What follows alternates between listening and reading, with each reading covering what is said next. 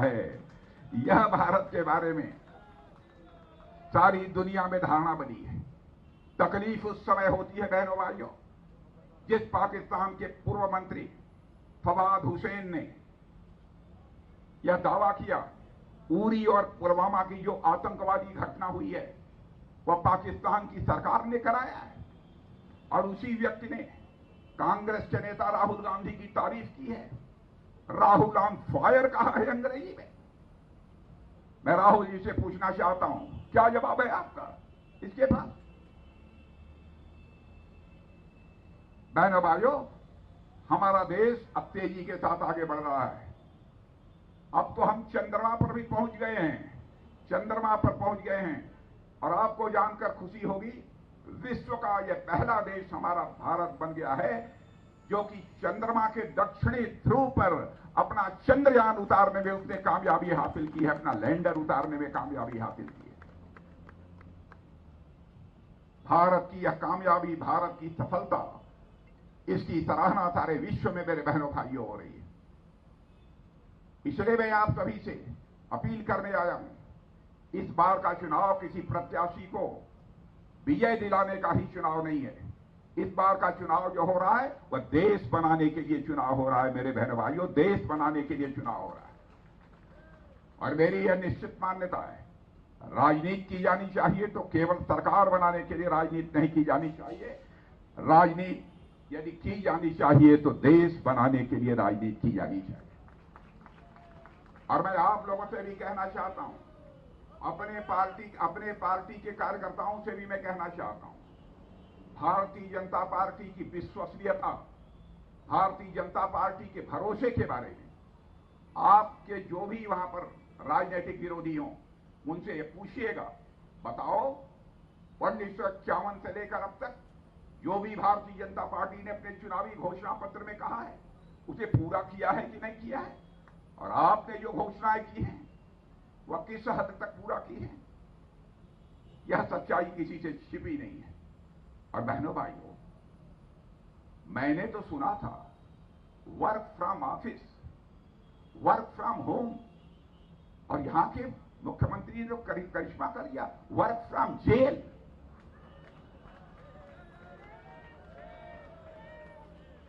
मैं आपको याद दिलाना चाहता हूं, भारतीय जनता पार्टी वैल्यूज की पॉलिटिक्स, मूल्यों की राजनीति पर कितना विश्वास करती है।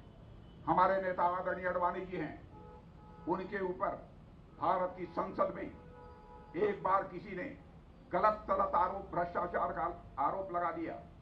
हमारे नेता अडवाणी जी ने कहा, हमारे ऊपर जो आरोप लगे हैं, जब तक मैं आरोप मुक्त नहीं हो जाऊंगा मैं संसद का चेहरा नहीं देखूंगा। और उन्होंने संसद की सदस्यता से त्याग पत्र दे दिया था। मैं केजरीवाल जी को कहना चाहता हूं, नैतिकता का तकाजा यही है।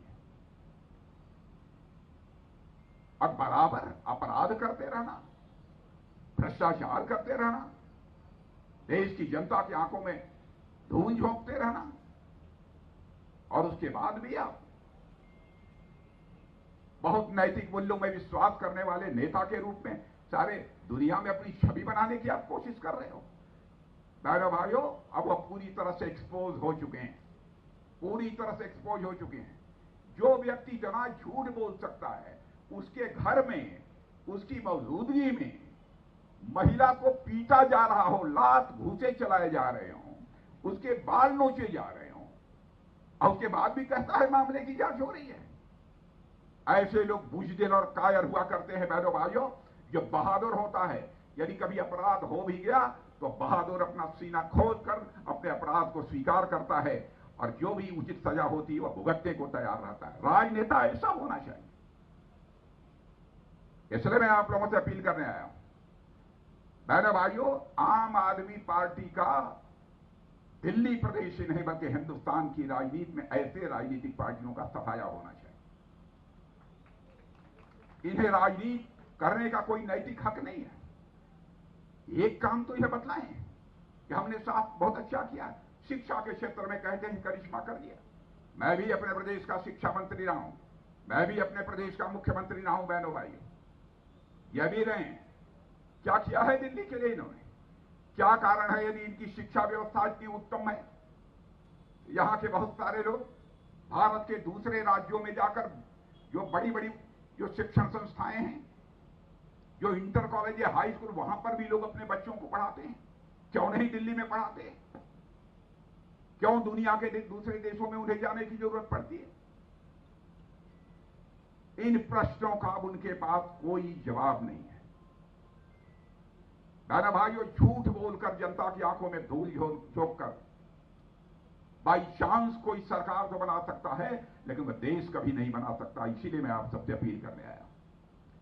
जहां तक कमलजीत सहरावत का प्रश्न है, दादा भाइयों, कमलजीत सहरावत को आज से नहीं, पिछले 30 वर्षों से मैं अच्छी तरह से कमलजीत सहरावत को मैं जानता हूं। और कमलजीत सहरावत के बारे में मैं कह सकता हूं, आप चाहे जो भी आरोप लगा दें, लेकिन इतनी बात पक्की है, कोई मां का लाल उंगली उठाकर नहीं कह सकता कमलजीत सहरावत के दामन पर कोई भ्रष्टाचार की दाग लगी हुई हो, ये कोई नहीं कह सकता। भारतीय जनता पार्टी ने बहुत सोच समझकर, जांच परख कर ही कमलजीत सहरावत को चुनाव के मैदान में उतारा है। और मैं कहता हूं, कमलजीत सहरावत को भी छोड़ दीजिए। आप यह देखिए कि मोदी जी को संसद में पहुंचकर कौन समर्थन करेगा, कौन उनके पक्ष में हाथ उठाएगा। बहनों भाइयों, क्योंकि देश बनाना है तो हमारे प्रधानमंत्री के पास सांसदों का समर्थन भी चाहिए। इसलिए मैं आप सभी से अपील करने आया हूं कि आप कमलजीत सहरावत को कमल के फूल का बटन दबाकर भारी मतों से विजय दिलाइए।